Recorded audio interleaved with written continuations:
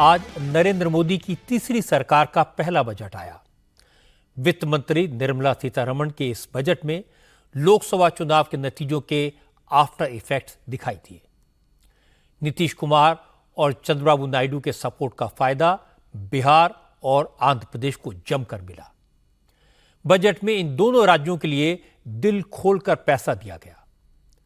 हालांकि बिहार या आंध्र प्रदेश को स्पेशल स्टेटस का दर्जा नहीं मिला, लेकिन बजट के जरिए दोनों राज्यों को करीब 75,000 करोड़ रुपए की योजनाएं दी गई।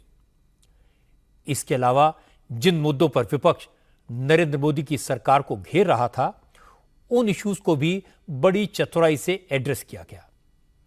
जैसे रोजगार के नए मौके पैदा करने के लिए एमएसएमई सेक्टर को मजबूती दी गई है।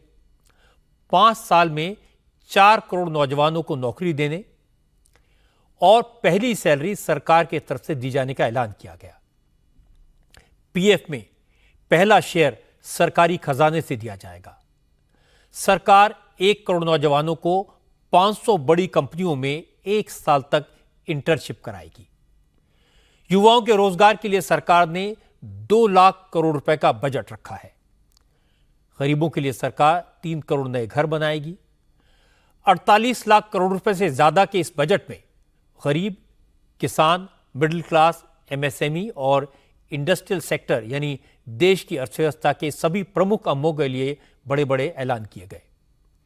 हालांकि आज बजट पेश करके वित्त मंत्री निर्मला सीतारमण ने भी कई रिकॉर्ड बनाए। निर्मला सीतारमण लगातार 7 बजट करने वाली देश की पहली फाइनेंस मिनिस्टर बन गई। इससे पहले वित्त मंत्री के तौर पर मोरारजी देसाई ने 1959 से लेकर 1964 तक लगातार 6 बजट पेश किए थे। यह मोदी सरकार के तीसरे कार्यकाल का पहला बजट है, लेकिन विपक्ष ने निर्मला सीतारमण के इस बजट को कुर्सी बचाने वाला बजट करार दिया। किसी ने इसे बिहार का बजट बताया। इस बजट पर सियासत कैसे हुई? राहुल गांधी, अखिलेश यादव, उद्धव ठाकरे और ममता बनर्जी जैसे नेता बजट से खफा क्यों हुए? मोदी के बजट को कांग्रेस का कॉपी पेस्ट बजट क्यों कहा गया? ये सारी बातें मैं आपको बताऊंगा, लेकिन पहले आपको सुना देता हूं प्रधानमंत्री नरेंद्र मोदी ने आज बजट को लेकर क्या कहा। ये बजट समाज के हर वर्ग को शक्ति देने वाला बजट है। ये देश के गांव, गरीब, किसान को समृद्धि की राह पर ले जाने वाला बजट है। आज का बजट भारत को दुनिया की तीसरी सबसे बड़ी आर्थिक ताकत बनाने के उस पूरी प्रक्रिया में कैटलिस्ट का काम करेगा। विकसित भारत की एक ठोस नींव रखेगा।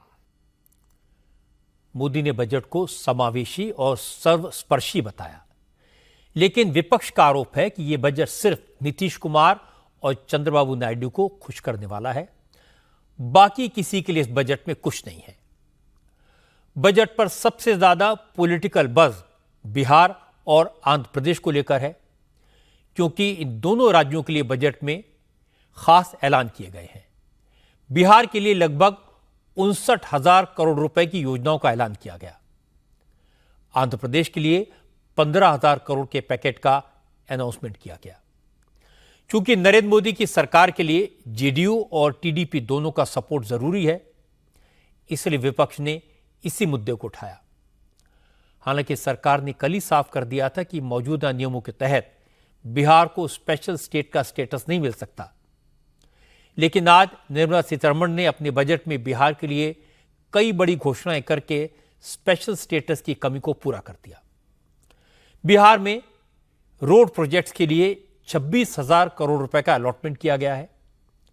इस रकम से पटना पूर्णिया एक्सप्रेसवे, बक्सर भागलपुर एक्सप्रेसवे, बोधगया राजगीर, वैशाली और दरभंगा स्पर्श जैसे प्रोजेक्ट बनाए जाएंगे।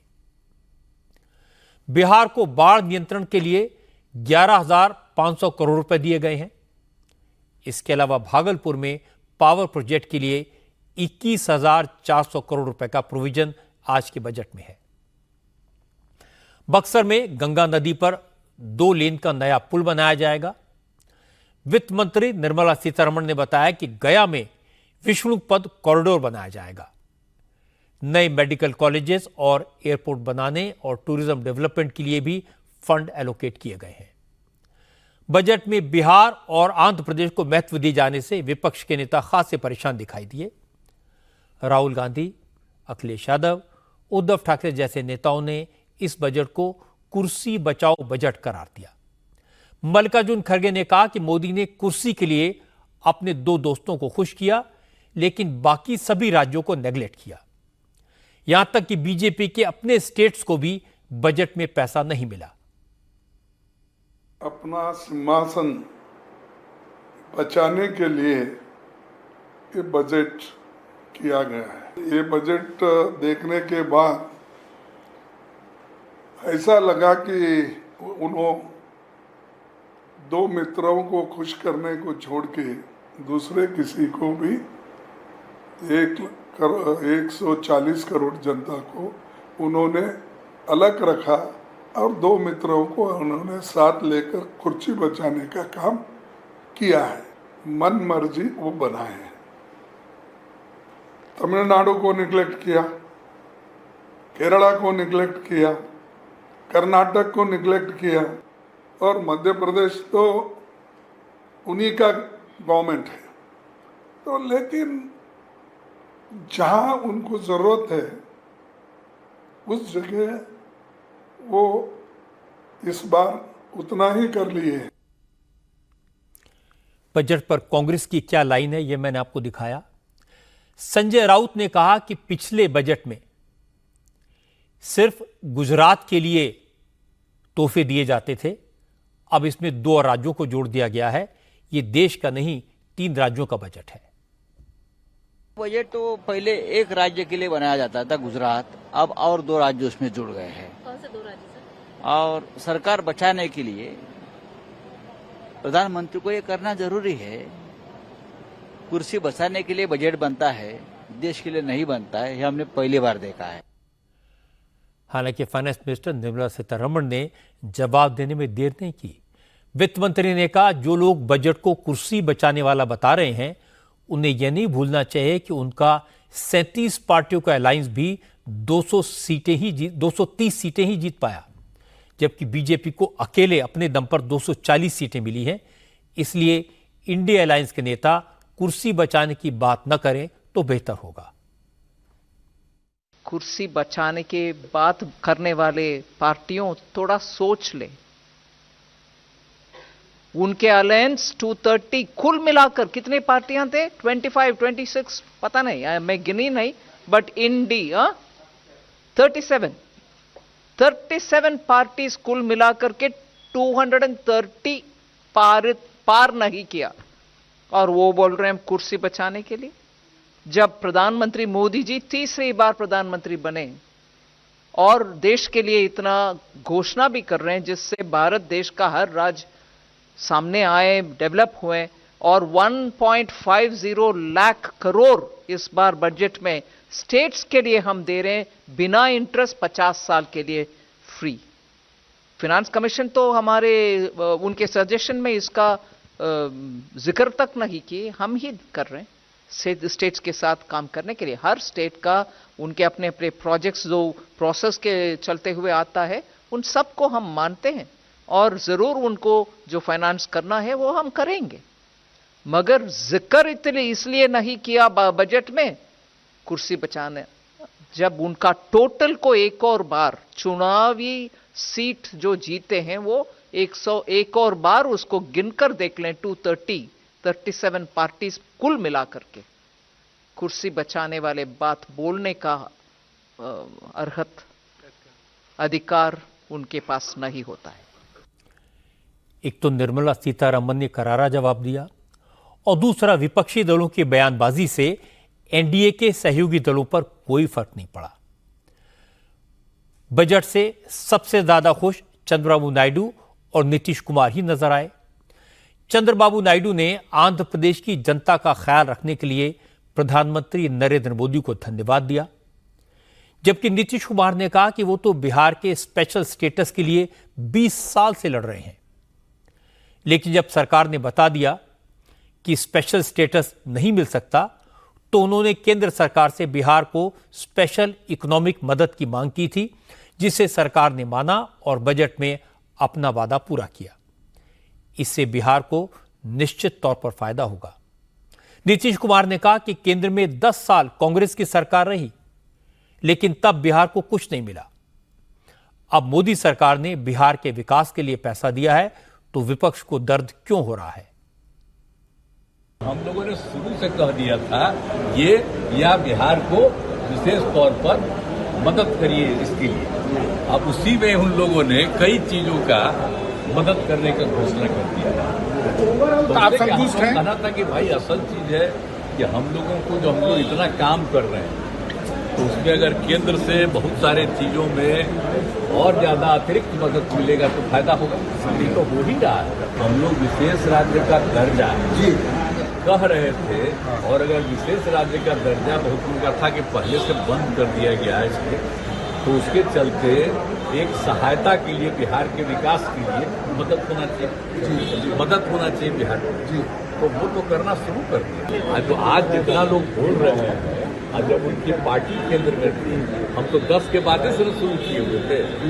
लगातार सब जगह कितना आंदोलन, पटना, दिल्ली, कहाँ नहीं कितना हुआ है सब आप जानते हैं। और हम लोग कर रहे थे, लोग जितना काम करवाए उसको देखने के लिए आए, हम अब नहीं कराए। 14 के बाद तुम लोग फिर अलग हट गए, तो नहीं कराए कि तुम भी कोशिश किए। लेकिन हम इसके लिए लगातार बोलते रहे, और इन लोगों को भी हमने कहा। तो अब एक बात हो रहा था, विशेष राज्य का दर्जा पहले से खत्म हो गया है। हम लोगों ने ही कह दिया कि विशेष राज्य का दर्जा दीजिए या विशेष अधिकार के लिए मदद दीजिए। यहाँ के लिए जो जरूरत है बिहार के लिए, क्योंकि बिहार को भी आगे बढ़ना है। नीतीश कुमार की बातों पर आरजेडी की तरफ से मनोज झा ने रिएक्ट किया। मनोज झा ने कहा कि नीतीश कुमार डेटा पर बात करें, वो बताएं यूपीए सरकार ने उन्हें कितना पैसा दिया। मनोज झा ने कहा कि बिहार को न स्पेशल स्टेटस मिला न स्पेशल पैकेज। उन्होंने कहा कि सड़क, नाली, नाले के लिए फंड के एलोकेशन को स्पेशल पैकेज नहीं माना जा सकता। बिहार के स्पेशल स्टेटस की लड़ाई जारी रहेगी। बिहार को विशेष राज्य का दर्जा चाहिए, मार्क माय वर्ड्स, लेके रहेंगे, चाहे सरकार पलटनी पड़े यहाँ। क्योंकि विशेष राज्य के दर्जे में क्या फायदे हैं? आपको टैक्स हॉलीडेज मिलता, कॉर्पोरेट, एक्साइज, कस्टम, 90% ग्रांट का लोड ये सेंट्रल गवर्नमेंट बेयर करती है, पैसा लैप्स नहीं होता है। ये सारी चीजें पर्याय नहीं हो सकती है ना। आप रूटीन चीजें कर रहे हो, बता रहे हो कि भला बहुत। आंध्र और बिहार का नाम लेने से बिहार की हकीकत नहीं बदलेगी। हमारे जदयू के साथ ही मुझे अफसोस है, विशेष राज्य के दर्जे पे तेजस्वी जी के साथ नीतीश जी कितने वेग से खड़े थे, आज आप एकदम सिटपिटा गए। विशेष राज्य और विशेष पैकेज के बीच में या नहीं, दोनों चाहिए। स्पेशल पैकेज अगर वो बोल रहे हैं मिल गया, मैं चाहूंगा वो साथ सार्वजनिक रूप से बैठे और इसको समझें। सड़क का एलोकेशन विशेष पैकेज नहीं होता है। अगर इतनी समझ नहीं है ना, सार्वजनिक जीवन छोड़ दें। लेकिन रविशंकर प्रसाद ने समझाया। उन्होंने कहा कि बजट चाहे कितना भी अच्छा हो, विपक्ष के नेताओं को कभी पसंद नहीं आएगा। बजट में सभी राज्यों का ख्याल रखा गया है। ये पूरे देश को आगे ले जाने वाला बजट है। विपक्ष क्या समर्थन करेंगे? जो आज तक नरेंद्र मोदी के प्रधानमंत्री बनने पर सवाल करते हैं, वो क्या बजट की तारीफ करेंगे? उनके लिए जो प्रधानमंत्री को बोलने नहीं देते हैं, अपने सब बोलते हैं, उनको बोलने नहीं देते, वो क्या बजट की तारीफ करेंगे? मैं उनसे एक ही बात करूंगा, थोड़ा दिल बड़ा करें। अब चुनाव हो गया, हम जीत गए, वो हार गए, अब थोड़ा निश्चिंत रहें। और वैसे आंध्र प्रदेश और बिहार की मांग थी, उसकी चिंता की गई है, तो हम सभी प्रसन्न हैं। तो सिर्फ हम लोग बिहार के सांसद के कारण नहीं, देश की भी चिंता की गई है, ये बहुत बड़ी बात है। केंद्र सरकार में मंत्री चिराग पासवान ने कहा, कांग्रेस की सरकार के वक्त नियमों में जो बदलाव किए गए थे, उसकी वजह से किसी भी राज्य को स्पेशल कैटेगरी का दर्जा देना लगभग नामुमकिन हो गया है। इसीलिए बजट में स्पेशल पैकेज के जरिए बिहार की मदद की गई। इससे बिहार को बहुत फायदा होगा।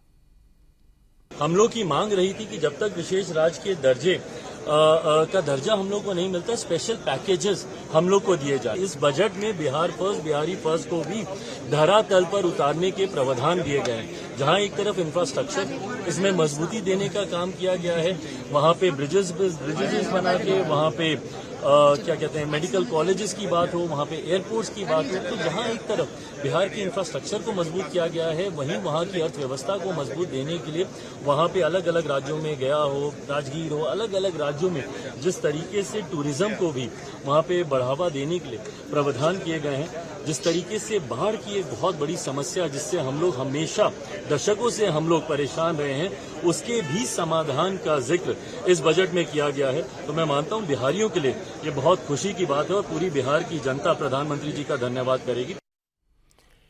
इसमें तो कोई शक नहीं है कि आज के बजट में बिहार की पुरानी पेंडिंग प्रॉब्लम्स का सॉल्यूशन निकालने का प्रयास तो किया गया है और बिहार की राजनीति को साधने का काम भी हुआ है।